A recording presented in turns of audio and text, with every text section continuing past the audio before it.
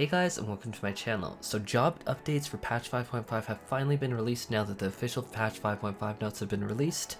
And before we get into it though, I do want to say that it already was stated that these changes are going to be overall fairly minor changes, as the majority of the development efforts are being put into the Endwalker expansion, job overhauls, new classes including the brand new Healer Sage, and the unannounced melee DPS job. So these are going to be a little less than you might have hoped for. I know, at least for me, they were, but I do think that they will still be slight boosts that might help out a lot of players.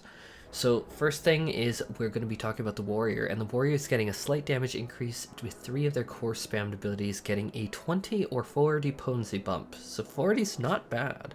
So Meme is getting a 20 potency increase to 320, Storm's Path is getting a 40 increase to 420, and yes, I already know the jokes are coming.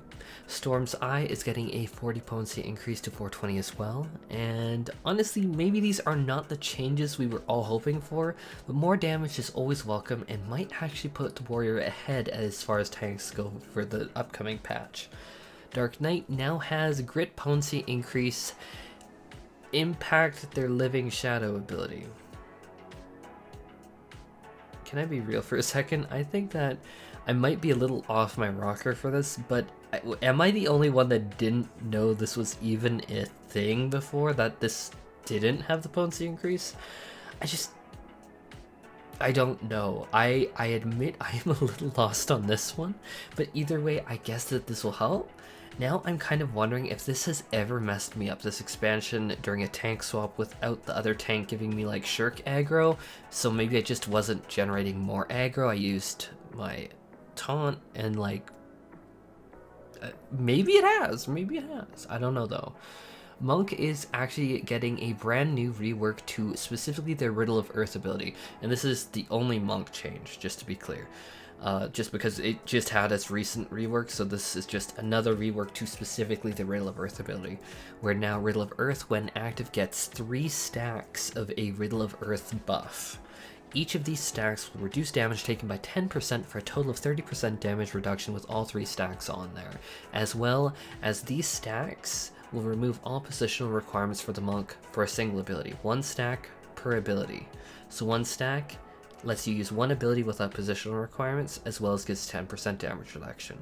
So 3 stacks gives you 30% damage reduction because each stack gives you 10% damage reduction, and so basically you get 10% damage reduction and then 1 positional requirement free ability.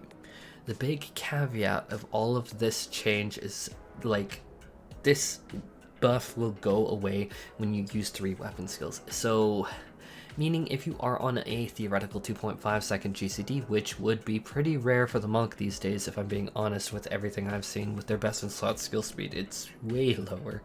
But technically with 2.5, this would last 7.5 seconds in combat for those 3 skills. To be clear though, the maximum cap possible duration on this skill is 10 seconds. So that's 10 seconds if you're using the skills or not. But when you use a weapon skill, you will lose 1 stack of Riddle of Earth, so your damage mitigation really will start off high during combat, then is reduced as you use more abilities, which I think is interesting, because you could use this theoretically for super huge defensive capability. For DPS, this is actually insanely durability. Okay, we're going with that. But for DPS, this is insanely tanky, where during an off phase you could just use it for 30% damage mitigation burst, and that's going to be really good, especially if you combine it with other defensives in your toolkit. And honestly, if the boss or whatever you're fighting isn't targetable, then why not? Also, it's nice that this ability has a maximum of 3 charges to it as well. So we do still have the charge system here, which I think is super important. So you could technically chain 9 abilities over and over again, because each of those 3 charges gives 3 stacks. And then theoretically, if the Riddle of Earth cooldown is still 30 seconds, which I'm not seeing in the patch notes any change, so I'm assuming it's still 30 seconds, you could technically chain it a 4th time for 12 total abilities over and over again.